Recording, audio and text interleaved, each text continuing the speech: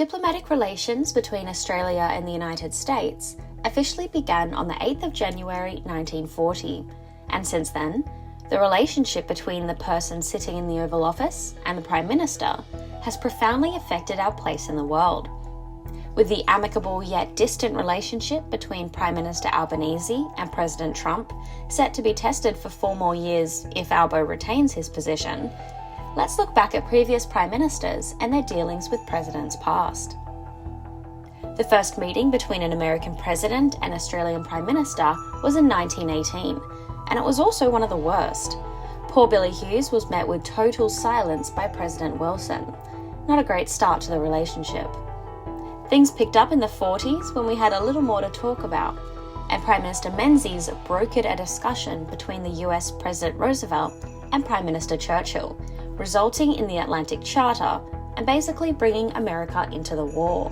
A contentious topic in our history is who is to be credited with a strengthened relationship.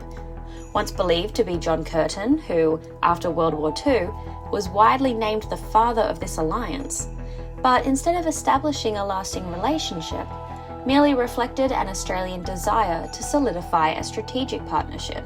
Certainly one of the most genuine relationships was between President Johnson and Prime Minister Holt, with the Australian famously saying, "I've never met a nicer, warmer, straighter or better fellow in my life."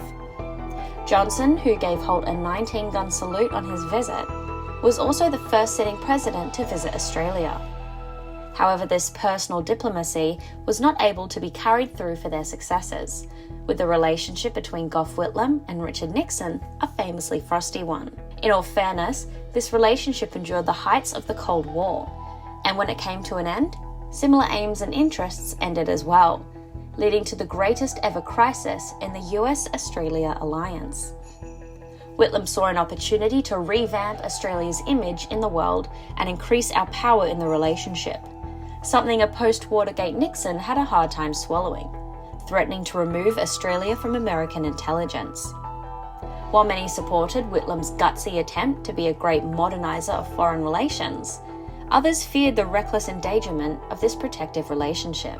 The friendly relationship between John Howard and George W. Bush drew intense scrutiny following Australia's controversial commitment to military force in Afghanistan and Iraq, and this saw continued challenges for the US-Australia relationship. While Obama and the 4 Australian Prime Ministers under his term maintained a friendly relationship, the growing presence of China and its rising tensions with the US represented potential difficulties. Similarly, Trump's firm America First policy continues to suggest a cordial relationship may not be enough should conflicts erupt with any of our allies' threats.